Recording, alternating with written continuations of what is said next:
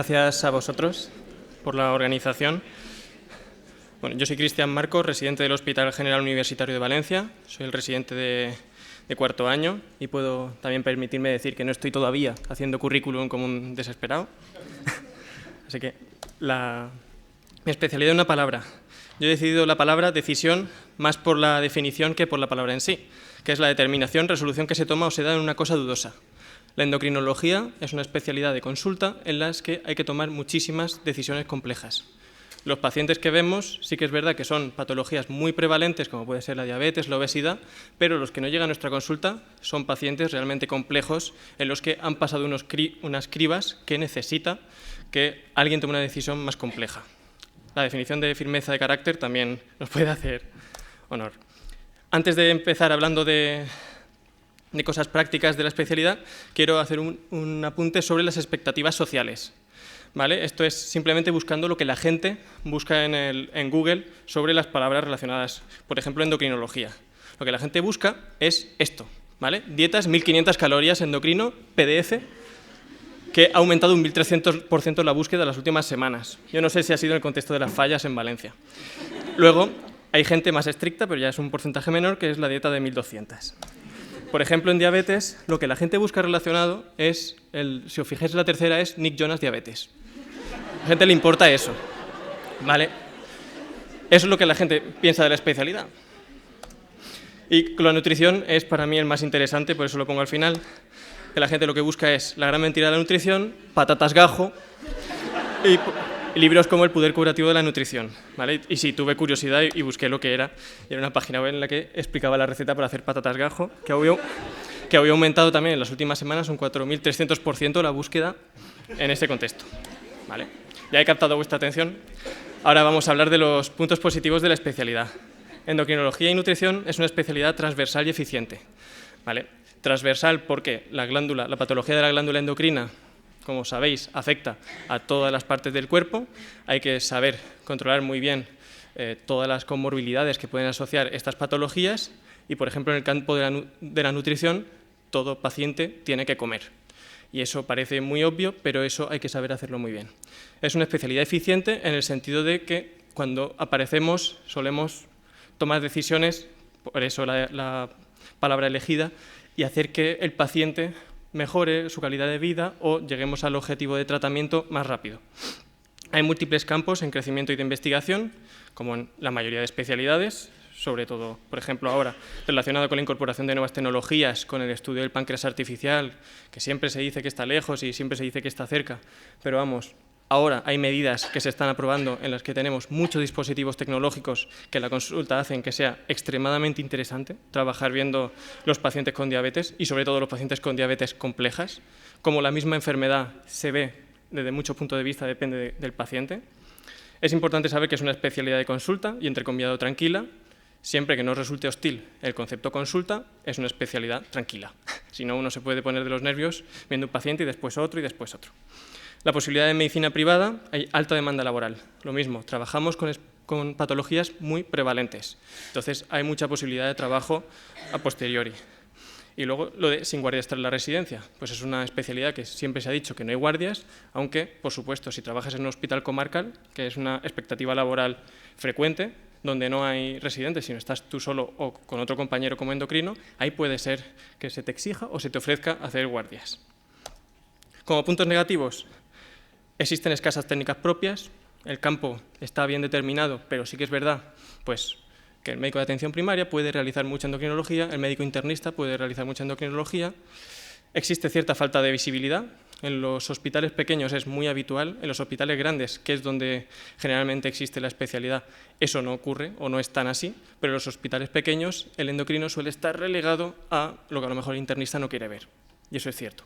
Es una posibilidad laboral en los que hay que saber hacerse hueco y cuando uno se hace valer y todo lo que pueda aportar, siempre puede ser algo a mejorar. En cuanto a infradotación de medios habitual, pues relacionado con lo de arriba. Somos servicios generalmente pequeños. Si se compara, por ejemplo, con pediatría, somos en endocrinología en los hospitales, por grande que sea, tiende a ser a un servicio pequeño, relativamente familiar. Eso quiere decir que siempre para conseguir medios suele costar más que un servicio con muchos más médicos y enfermeras en su entorno. Dependiente de otras especialidades, somos médicos clínicos, pero dependemos del cirujano para que nos quite o solucione el problema del tiroides o de la glándula suprarrenal o el neurocirujano de la hipófisis.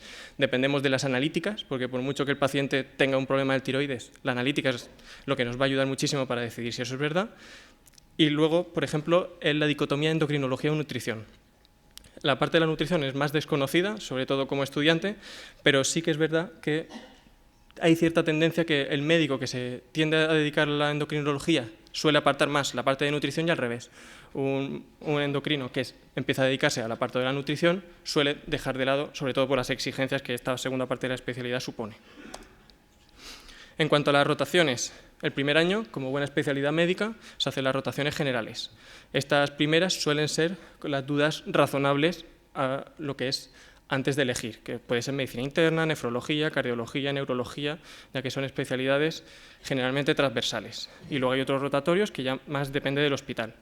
En cuanto al segundo, tercer y cuarto año, esto es bastante variable, pero lo primero que se suele hacer es la hospitalización, las interconsultas en el hospital de día, que suelen ser entre 6 y 12 meses, depende del hospital, y luego empieza una serie de, integrado con las consultas, una serie de pequeños rotatorios, como puede ser el laboratorio de hormonas, que nos hacen todos los sitios, medicina nuclear, ginecología o andrología, endocrinología pediátrica, que es un rotatorio de los más importantes también, la parte de nutrición, que suele ser entre 6 y 12 meses, depende del lugar, y la consulta monográfica general, que ya digo, en mi hospital, por ejemplo, desde R2 ya se hacía consulta, pero sí que es verdad que conforme van pasando los meses, vas pasando más tiempo en la consulta y sobre todo los últimos, a no ser que estés en nutrición, sueles hacer casi exclusivamente consulta. Las guardias, como una especialidad médica, 4 a 6 al mes, de urgencias y de medicina interna. Depende del hospital. Hay hospitales en los que son muchas de urgencias y pocas de medicina interna, hay otras que son muchas de medicina interna y pocas de urgencias. Lo normal, muchas de urgencias al principio y ni una o ninguna de medicina interna, y conforme va pasando los años haces más de medicina interna y menos o casi ninguna de urgencias. En cuanto a técnicas, de las pocas que se puede decir que hacemos, os pongo aquí un ejemplo. La ecografía de tiroides y paratiroides con sus diferentes aspectos, la retinografía digital. En la consulta solemos tener una retinografía que el paciente con diabetes le hacemos el control allí mismo. Las bombas de insulina es tecnología que llevamos exclusivamente nosotros, y luego el abordaje de la nutrición enteral y parenteral domiciliaria, que es todo un mundo. Y luego tenéis otras como la impedanciometría, calorimetría, etc. Aquí os pongo ejemplos, bueno, y a Nick Jonas, que también lo busqué, claro, de las rotaciones y de lo que veáis ejemplos de consultas monográficas, también para que veáis la variedad de lo que podemos llegar a hacer.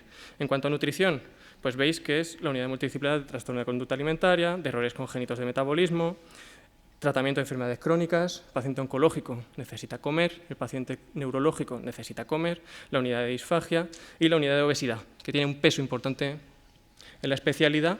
No he hablado mucho de ella porque realmente solemos ver la obesidad que tiene complicaciones y que hay que pasar por algún circuito específico. En cuanto a diabetes, todas las consultas monográficas que tenéis, pero lo más interesante es bombas de insulina y nuevas tecnologías. Eso a día de hoy casi depende también de comunidades. Hay comunidades en las que está poco implantado y otras en las que está mucho más implantado y tienes más acceso a la tecnología. Eso podría ser, si te da igual en qué comunidad moverte, una pregunta interesante. Y en cuanto a endocrinología, ahí tenéis ejemplos. Patología de hipófisis, tumores neuroendocrinos, patología suprarrenal y gónadas, unidad de metabolismo óseo, como puede ser el hiperparatiroidismo, etc. La disforia de género, unidad de cáncer de tiroides, unidad de alta resolución de nódulo tiroideo, que cada vez se está haciendo más y se está integrando más en todos los hospitales, unidad de lípidos, unidad de fertilidad, etc. Fundamentos para elegir hospital. Esta es mi diapositiva más personal, yo creo que es la más interesante para quedarse con ella, que son preguntas entre comillas específicas para endocrinología. El fundamento asistencial, ¿cuántos pacientes se ven a la semana? Hay que preguntar cuántos pacientes ve el residente, cuántos pacientes ve el adjunto. Es súper importante estar en un hospital en el que se trabaje mucho. Yo suelo decir en broma cuando vienen a preguntar que un hospital bueno para hacer endocrino es un hospital malo para ponerse enfermo.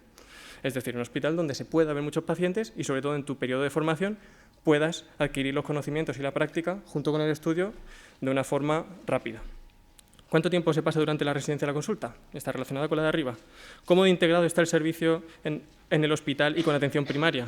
Eso siempre estamos hablando y muchas veces se tiende a modelo hospitalocéntrico y es fundamental ver la versión que tenemos de encaje con atención primaria. Al fin y al cabo, en muchas ocasiones y gran parte de nuestro trabajo es asesorar y acompañar a los pacientes que en médico de atención primaria necesita nuestro apoyo por el tipo de patología compleja o la dificultad que tiene esa patología frecuente. En cuanto al fundamento docente, ¿existen consultas monográficas? No me parece una pregunta imprescindible, pero sí que es verdad que hay que saber si existen, si están bien organizadas y sobre todo si el residente tiene protocolizado, por así decir, cómo va a pasar por ellas. Es decir, voy a pasar la consulta los lunes o los martes y es no cuando no está el adjunto me toca pasarla a mí. Eso hay que preguntarlo. ¿Cuánto tiempo se dispone para rotatorios externos? Saber cuántos meses se ofrece y sobre todo si sirve para compensar. Bastantes hospitales no tienen unidades de nutrición potentes. Entonces se programan los rotatorios, igual que en otras especialidades, para ir a las unidades de referencia de nutrición para poder ahí adquirir los conocimientos. Y luego la asistencia a cursos y congresos, que sigue sin ser imprescindible, pero saber y conocer cómo está organizado para poder también aprovechar esa posibilidad. En cuanto al fundamento investigador, saber si se realizan ensayos clínicos y otros proyectos, ya sea de financiación pública o privada, es muy interesante saber si en ellos se participa. Y luego la posibilidad de tesis. A mí me parece fundamental que exista la posibilidad de tesis, pero que tampoco se obligue. Es decir, que el primer día que llegues este va a ser tu tema porque aquí se trabaja X. Pues que se te dé a elegir, que se te ofrezca y se te acompañe. Otros fundamentos, la integración de nuevas tecnologías. Ya he dicho que esto puede ser dependiente de comunidad. La libranza de guardias, que es una cosa de bastante sentido común. ¿Existe personal de enfermería, dietista, nutricionista cualificados? Esto es una pregunta interesante. Se aprende muchísimo de personal de enfermería dedicado a la parte de endocrinología y de los dietistas nutricionistas, que a día de hoy quizá no estén reconocidos, bueno, seguro que no están reconocidos como se merece, pero en el apoyo, en la consulta y en el trabajo del día a día son fundamentales y se aprende muchísimo de ellos. Y se tiene en cuenta la opinión del resi en el servicio. Bueno, no quería poner el concepto ambiente, quería decirlo de otra forma, pero es lo mismo. Es ideal que haya buena relación entre los residentes, buena relación entre los adjuntos y se pueda hablar entre los residentes y los adjuntos. Eso es tremendamente importante. Somos servicios relativamente familiares y es triste en lo que un servicio donde trabajan a lo mejor 8 adjuntos y 4 residentes, para hablar con el jefe tengas que pedir una auditoría. Bueno, no tiene mucho sentido. El ranking nacional no voy a detener mucho en esta diapositiva porque es bastante variable. Como es una especialidad en la que hay entre 70 y 80 plazas, pues suele oscilar bastante la selección de los números. Pero sí que es importante que en general los hospitales son grandes, porque es una especialidad con relativamente pocas plazas. Y eso pues suele ser las primeras elecciones. Luego, había dicho que la que se suele dudar son las especialidades con las que se rota, pero realmente las que más se parece es con medicina familiar y comunitaria y con medicina interna. Con medicina familiar y comunitaria por el abordaje de las enfermedades transversal y por el contexto social. Un paciente con diabetes en una situación desfavorecida no es lo mismo que en una situación favorecida, y con medicina interna porque es el hospitalista por excelencia. Entonces, en ese contexto, nuestra patología endocrina es donde nosotros nos podríamos comparar. Y eso es todo lo que quería comentar. Gracias.